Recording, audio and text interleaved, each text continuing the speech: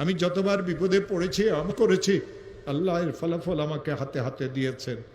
এই পর্যন্ত সারা পৃথিবী থেকে 10 লক্ষের উপরে এই আমল করে যারা আমার কাছে ফোন করে।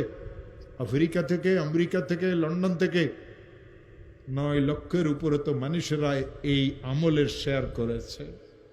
হযরত মুজাদ্দিদ রহমতুল্লাহ আলাইহি তার কিতাবে লিখেছেন, কোন মুসলমান যদি বিপদে পড়ে, কোন মুসলমানের মেয়েটার যদি বিবাহ না হয়, কোন মুসলমান যদি অনেক ঋণগ্রস্ত হয়, কোন মুসলমান যদি দুশ্মনের দ্বারা আক্রান্ত হয়, কোন মুসলমান যদি মিথ্যা মামলা মোকদ্দমাতে ফাঁসিয়ে থাকে, কোন মুসলমানের মেয়েটার যদি তালাক হয়ে যায়, কোন মুসলমান যদি কঠিন কোনো অসুস্থতাতে পড়ে, কোন মুসলমান যদি এমন কোনো বিপদে পড়ে যে বিপদ থেকে উদ্ধারের কোনো রাস্তা নাই, ওই মুসলমান যদি আমলটা করে 499 প্রথমে 100 বার দরুদ শরীফ পড়বে। যেই দরুদ শরীফ সে পড়তে জানে, ইশারের নামাজের শেষে ঘুমের আগে পড়বে আল্লাহুম্মা সাল্লি আলা সাইয়্যিদিনা মুহাম্মদ 100 বার।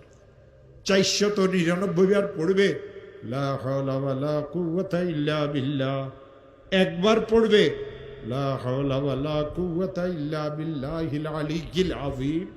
100 বার দরুদ শরীফ পড়বে, হাত পাতিয়ে বলবে মাওলা আমি অনেক গরিব মানুষ, মেয়েটার তালাক হয়ে গেছে, মেয়েদের বিবাহ শাদীও হয় না, ঋণগ্রস্ত হয়ে গেছি, ব্যবসাটা অচল হয়ে গেছে, মিথ্যা মামলা মোকদ্দমাতে ফাঁসিয়ে গেছে।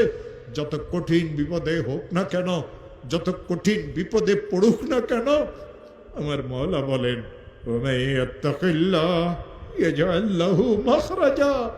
আমি তার জন্য উদ্ধারের রাস্তা করে দেব। ও আমার প্রিয় ভাইরা, এই আয়াত আল্লাহ সূরা তালাকে নাজিল করেছেন। কেন সূরা তালাকে আয়াত নাজিল করেছেন জানেন? ইসলাম ধর্মে সবচেয়ে নিকৃষ্টতম জায়েজ হলো এই তালাক। এই তালাকের কারণে 2টা পরিবার ধ্বংস হয়ে যায়, মাসুম বাচ্চাদের জীবন ধ্বংস হয়ে যায়। এই তালাকের কারণে মানুষদের অবস্থার এমন সৃষ্টি হয় যে সে বর্ণনাও করতে পারে না। বড় বোনের তালাক হয়ে গেল, ছোট বোনগুলি বিবাহ আটকিয়ে গেল। নিশ্চয় মেয়েরা খারাপ, নাইলে কেন তালাক হইল? জামাইকে দেখতে তো অনেক ভালো লাগে। আমার প্রিয় ভাইয়েরা, এই মেয়েটা শ্বশুর বাড়িতে শান্তিতে ছিল না, বাপের বাড়িতে যতদিন ছিল ঘরের কাজ কামে মেয়েকে করা লাগতো। শ্বশুর বাড়িতে যাওয়ার পরে এই মেয়ের এত কষ্ট হয়, কাউকে খুলিয়ে বলতে পারে না।